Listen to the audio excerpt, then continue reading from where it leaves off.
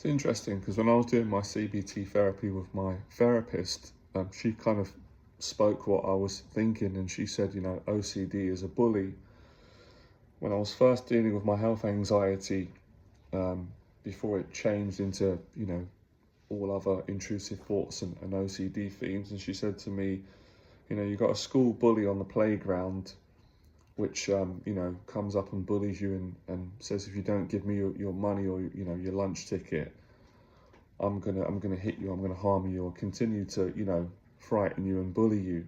And you give some money over in hope that the bully's gonna stop, but it actually makes it worse. The bully keeps coming back for more because you've given into it. You fed it. You believed it. You gave in. And I said, well, you pretty much summed up most of my early childhood, because I got bullied really bad at school, really bad growing up for a long period of time.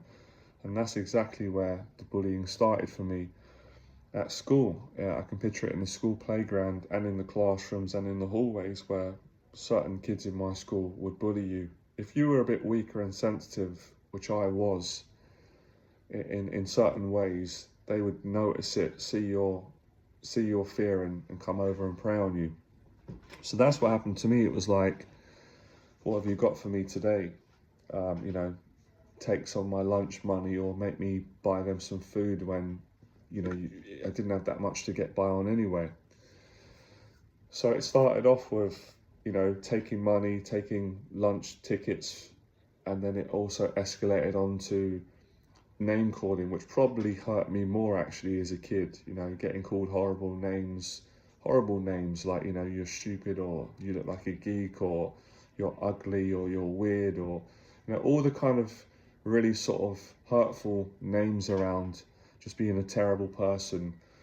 And those things put incredible amounts of fear in me, and anxiety, and such self-hatred and shame and embarrassment and self-disgust, and just feeling embarrassed and ashamed and hating myself in those moments for being alive, and just feeling so frightened and so alone and so angry and enraged at the person for doing this to me for no reason, when I didn't do anything wrong. But then after a while, you start to question yourself and say, maybe I deserve it.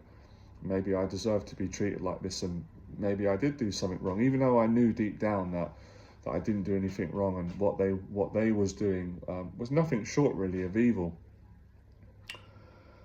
So when she said that, it really did struck a nerve. It took me back to those places, and then that's not where it ends. So what would happen to me was, for a long time in school, I wouldn't stand up for myself. I'd be too scared.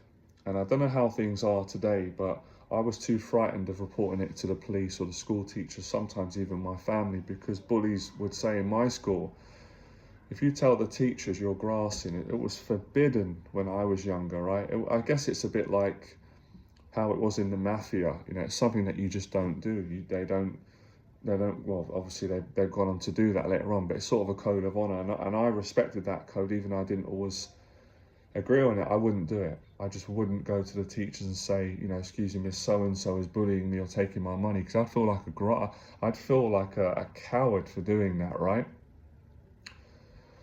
So I felt trapped. I couldn't tell anyone about it, because if I told anyone about it, it's like I'm the worst person ever. I've broken that code at school. And if I tell the teachers, I'm terrified that I'm going to get punished more by bullies, physically, verbally, and mentally. And, when you're younger, when I was younger, the bullies always seemed physically so much stronger than me. So I couldn't beat them in a fight. Initially, that's what I believed. And I didn't have the sort of social, verbal confidence that they had. So I couldn't beat them on any level. And I couldn't confront my own fears and anxieties in my own mind and body, that the bullies preyed on. And I was always going, how comes they're not scared and I am? Like, how can they? I didn't have the strength at that time. So I got bullied for a long time by different people. It just felt like it was never ending. So I just wanted to get out of school, to be honest. I didn't enjoy most of my experience in school, even though I wanted to get an education and pass my exams and make my family proud and make the teachers proud and society. I was just terrified at school. It was like a prison going to school, my school. I was scared for my life every day. So when I'd come home, although I'd feel relief that I'd safe and was at home, it was worse, because that's where I'd go into a place where OCD has been taking me lately. I go into the most terrifying place that I could go, and that was a place that I could only describe as, we use words, I guess the place is complete hopelessness and complete terror and immense depression and loneliness and feeling left. You're on your own and you're going to be stuck there forever. So that's how I'd feel, because the shame, the guilt, the confusion, the fear, the worry, the doubt, the uncertainty, what are they going to do tomorrow? What if the bullying gets worse? What if it never stops? I was just petrified as a kid. So the bullying happened, it felt forever. When I was in the company of the bullies at school, and then when I'd go home, I'd be worrying, and then I'd be angry at myself. I'd be so angry at myself, asking myself, you talk to yourself when you're younger, Jonathan, how could you let someone do this to you? You're a disgrace, you should be ashamed. What kind of person are you? You're not a man, you're weak, you're a coward, it shouldn't be happening. You should have the confidence to stand up for yourself. So I'd feel even worse. The fact that I couldn't stand up for myself, I couldn't have the strength to, I felt awful. And I didn't like those depressions of sitting in my room and just feeling that I'm on my own. No one can help me. I don't really know how to. I couldn't really confront it. I didn't have to confront that conversation and stand up to the bullies and report it or fight back. So OCD does that. OCD does the same thing, but the difference of OCD is that your own mind is bullying you, your own brain, and it threatens you. It threatens you. If you talk about it, something really bad will happen. You'll be judged by people. People don't understand, or you might die. You might get a disease. You might go to hell when you die. You're going to be punished. It does all these really horrible things, and then it asks you to do compulsions, and it promises if you do that, it's going to let you off the hook, but it always lies, it asks for more. So it continues to bully you, like the playground bully. So when I was younger, at a certain point, thank God, the bullying got so bad, I got to a point where, I've said this before, I was so frightened that I became extremely brave, which at the time, I didn't know where it come from. How can I go from being a person that was such a frightened person? Obviously, it's probably not true, but at the time in school, I was scared to death that people would know this about me and see it and sense it. I honestly thought I'm the most frightened person in my whole school, in my whole area. I'm a coward. I'm scared to death. I'm trying to hide some of it. I don't want people to see it in me, because they're going to think, I don't even know what the consequences were, what they're going to think about me, what that's going to mean. I guess it's rejection, it's shame, it's humiliation, it's more hopelessness, etc. But at a certain point, I just lost it. Once I lost it and I got angry and I got brave, I stood up to the bullies, and it was the best feeling in the world. It gives me a lot of joy, to be honest, because I don't like bullying. I'm not advocating violence, I don't like violence either. So at that time in school, I got a lot of different accounts, but I remember finding the courage, and the bully threatening me, and he was like, prodding me. That's really annoying when someone does that, pushing the thumb here, hitting, it hurts, and hitting my arm, all sorts of things I went through, spitting at me, laughing at me. And I remember just saying, if you put your hands on me again, I'm going to punch your head in. I'm going to smash your head in.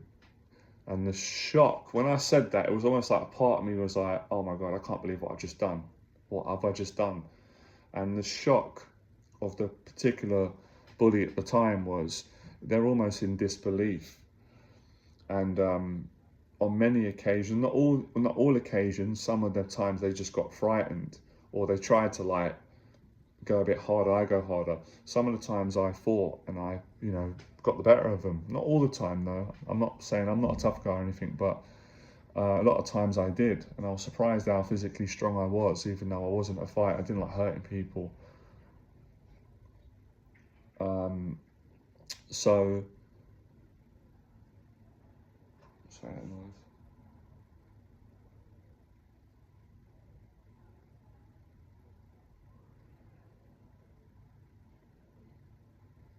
So it's just the neighbours down there. So, because I got so many accounts of being bullying, it's hard to remember. You just sort of vaguely have these memories. So yeah, when I stood up for myself, it stopped and it felt great. Sometimes it took a little bit of time. Obviously, there was threats made, and these bullies were weak. So when they were hitting me and bullying me, once I stood up to them and beat them in a one-on-one fight, or stood up to them verbally, then they might threaten that they're going to get gangs or friends, and I'd say, go and do it, do it now. If you're going to kill me today, ready to die today. What's the point in waiting tomorrow? Do it now. So I found my courage, I found my strength, and then eventually it stopped, and they stopped doing it, and they either tried to be friends with me after, or they just stayed away. We didn't talk to each other because they got frightened. Bullies are scared underneath. So that kind of gave me the blueprint on how to stand up to bullying, and it continued in my life later on, and I did that again. And when I went secondary school, it happened, and I did it again. It's very, very similar with the OCD, even though, as I said, it's not physical bully outside like a playground bully at school or someone at work, etc. But it's even worse. It's an internal bully, and I've had to stand up to it every single day and practice not giving it what it wants, which is obviously all the compulsive behaviours, the rumination, the reassurance, the confessing. It's an ongoing battle. I'm still battling it, obviously. I find it a lot more difficult, but very, very similar. So when my therapist said that, it took me back in school, and I know so many people relate, so many people, unfortunately, get bullied. But obviously there's hope. You go on and you get stronger. So yeah, I think about that a lot, and it makes sense. We're all human. No one likes those feelings, but the more you face them and stand up to them, the more easy it gets. You get stronger over time. You get stronger in the right way, not in a way like a bully, but you become, obviously, you learn how to stand up to fear and anxiety. So she was completely accurate when she said that. And then, and of course, bullies lie. They say things about you that are not true. They try to twist your intentions. They try to make you look bad. They try to make you not like yourself. They try to shame you, make you feel guilty. They try to do whatever they can do to put you in pain and fear and doubt and uncertainty. They try to make you doubt yourself. That's all the descriptions and characteristics of OCD. It twists your intentions. It says you're a bad person when you know that you're a good person. It tries to shame you, guilt you. It tries to make you feel uncertain about yourself, doubt yourself. And bullies do all these things, whether they do it consciously on purpose, or whether they don't always realise the effects that they're causing for a person. But unconsciously, the effects of bullying, if it's not treated and you don't stand up to it and learn how to build your confidence back, has these effects on you. And it certainly affected me in my childhood and in my adulthood as well. That's why I've had to, go through a lot of struggles and work on these things. But I was always so surprised at how much courage I had. But it wasn't easy to go to that place, and OCD's taken me there. So it's not being big-headed. Everyone's got courage in them. I've seen it.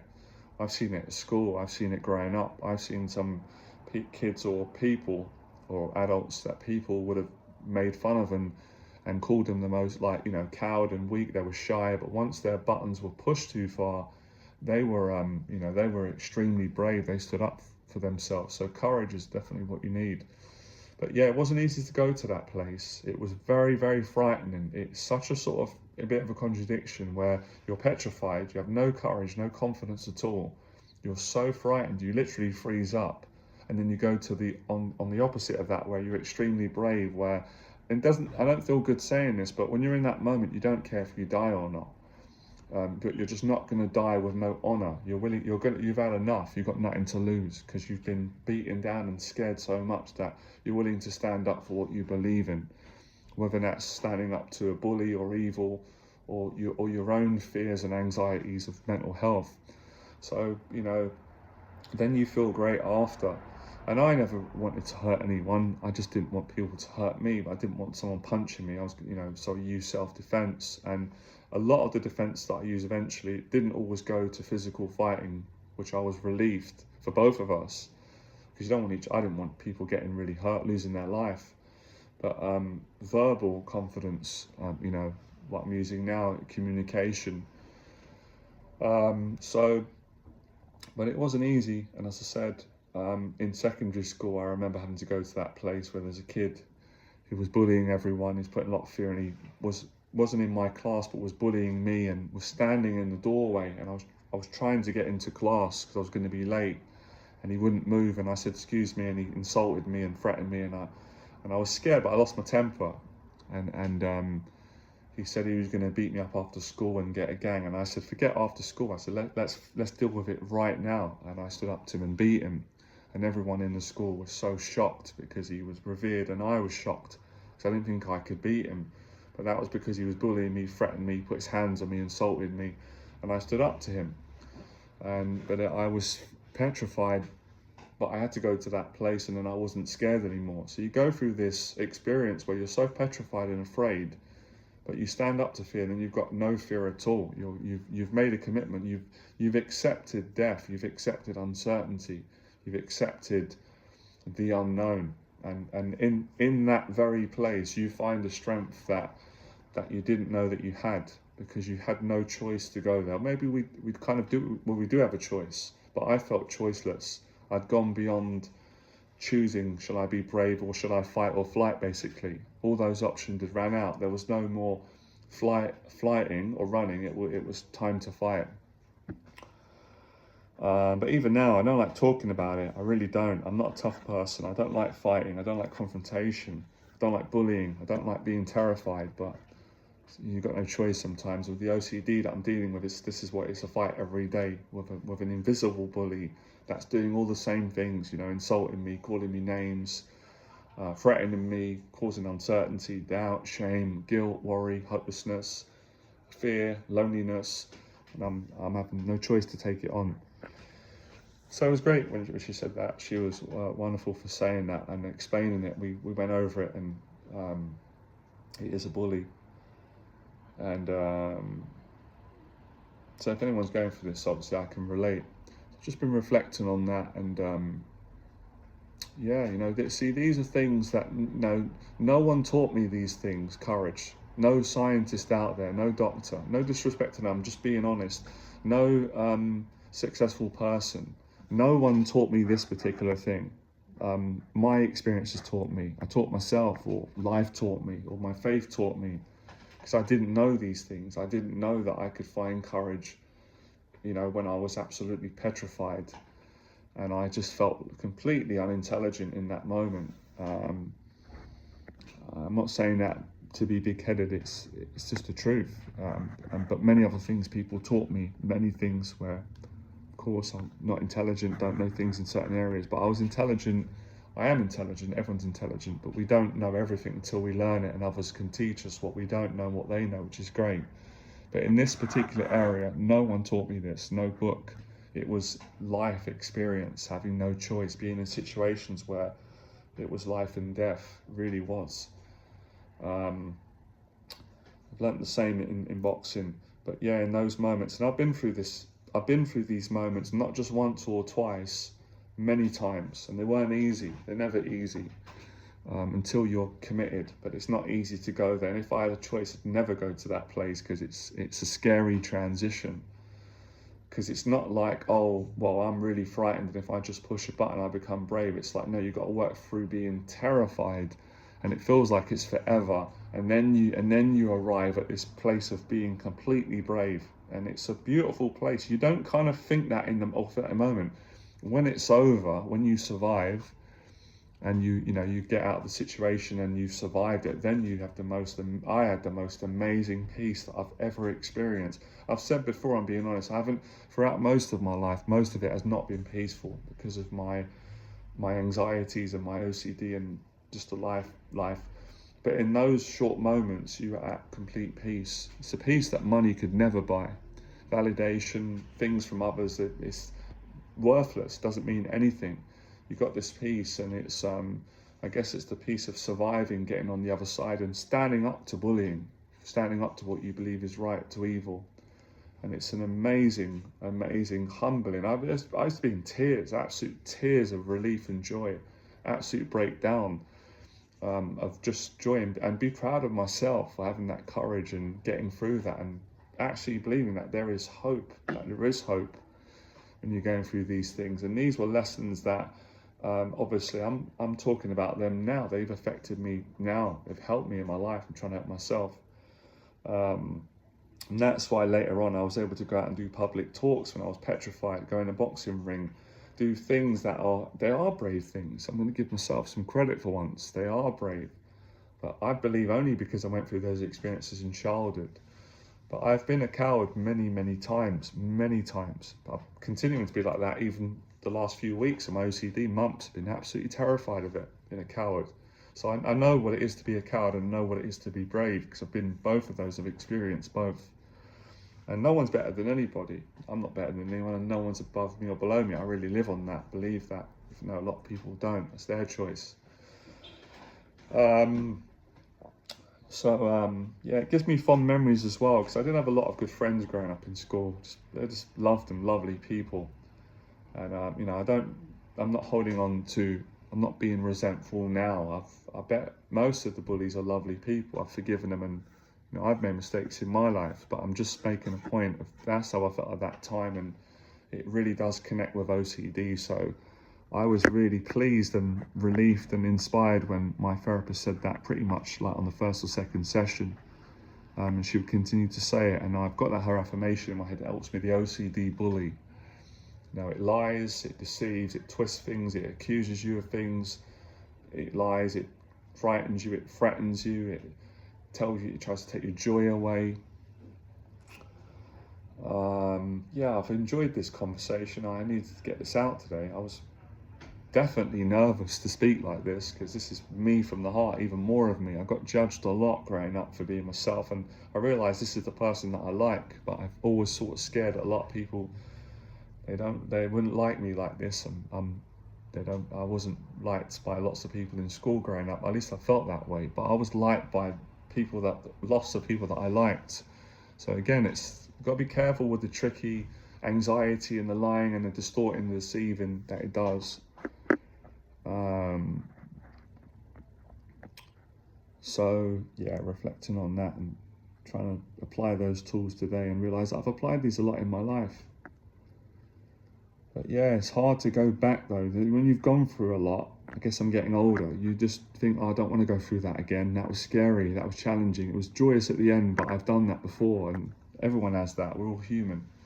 We have that in life. We have that in many different ways in life when we get out of bed in the morning. But I'm trying to take strength from my own experiences, and sort of recite and affirm this, what I learned in therapy. It's wow, crazy life.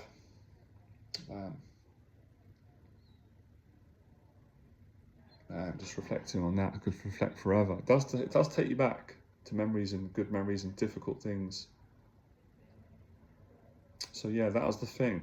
I know I did have a choice, but I got to a point where I no longer could stand the suffering no more. I just thought, I can't do this anymore. I can't keep being bullied, and I can't go home with the anxiety and the shame and the and I look back now and go, wow, was it OCD all along? Did I suffer with OCD, or was OCD a contributing factor of the bullying that I underwent and the trauma that it caused? And later on, obviously, I gained a lot of strength. In many ways, I overcame it. In some ways, I didn't fully overcome the damage. I'm not sure if any of us ever do. Another question for another video. But, you know, it helped me to be successful later on in life, whatever success means again. My interpretation of that changes, but it helped me to be successful in things like today, being alive and enjoying life and appreciating going to the gym and boxing and making friends and helping people and going to a job interview. So success in that way, in the way that it's not, for me, repulsive and tacky and too egotistical and fake. I'm not into that stuff at all. I was never into fake stuff when I was younger. I'm the same now, and I know why. Hard to articulate, and I'm glad I'm that way. It's not truthful, it's not nice, don't last, not meaningful. It's a pile of BS, excuse my language. So that's today's video. I'm going to try and take this forward and keep going with the recovery. Thanks for listening.